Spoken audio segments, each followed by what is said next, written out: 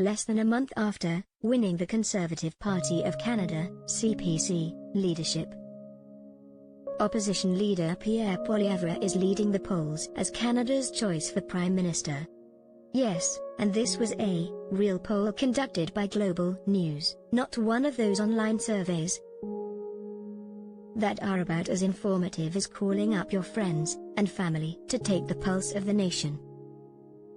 The poll says Poilievre is the choice of 35% of Canadians for Prime Minister, while Justin Trudeau, who currently holds that position, came in second with 31%. These latest results come as another poll put the CPC 5 points ahead of the governing Liberals. It's been an effective month for Poilievre, and a dismal period for Trudeau, since Parliament resumed.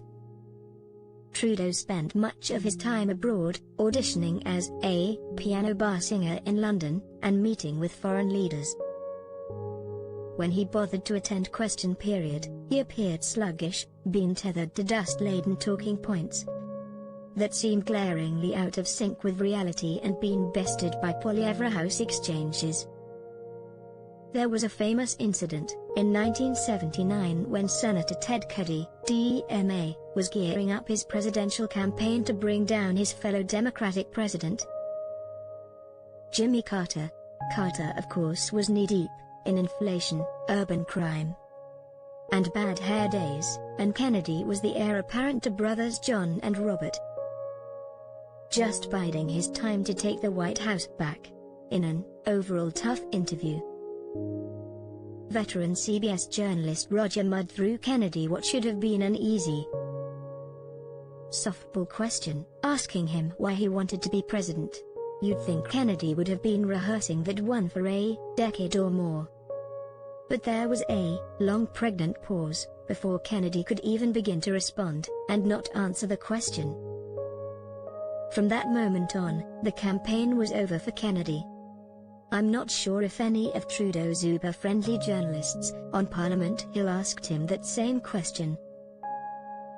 The Prime Minister wouldn't stutter and stammer with his answer. It's clear he's lost his way, heading a desultory government that seems intent upon bringing back the good old days of COVID-19 lockdowns, when everything made sense for these Liberals. So should we be surprised Poilievre is no longer scary to Canadians and is now their first choice to lead them? What about all that blather from the Toronto Star and CBC during the CPC leadership campaign? That Poilievre might be acceptable to the backwards party grassroots, but enlightened voters would mark him as a dangerous politician who was going to take the country in a horrible direction that might just shock the Ottawa and Toronto elite. Looks like the legacy media were lying to us, as usual. First, they told us he was the wrong choice for leader, when you had someone like former Quebec Premier Jean Charest to keep the CPC operating like a Liberal clone. I don't know how many columns I saw or tried to read about how Poilievre was going to ensure another Liberal dynasty, especially from those red Tories who are now sycophantically praising Poilievre as a political gift from God. Only 1/3 of Canadians think Trudeau should stay in office, according to another poll. I'm betting that probably reflects the number of MPs in the Liberal caucus who think he should stay on and propose policies that are difficult to impossible to sell at the constituency level. As September comes to a close today, it's becoming unlikely Trudeau will call an autumn election.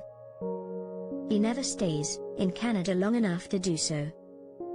However, as the walls continue to close in, expect him to get desperate, because he might not know what he wants to do as Prime Minister, but he sure likes the perks of the job.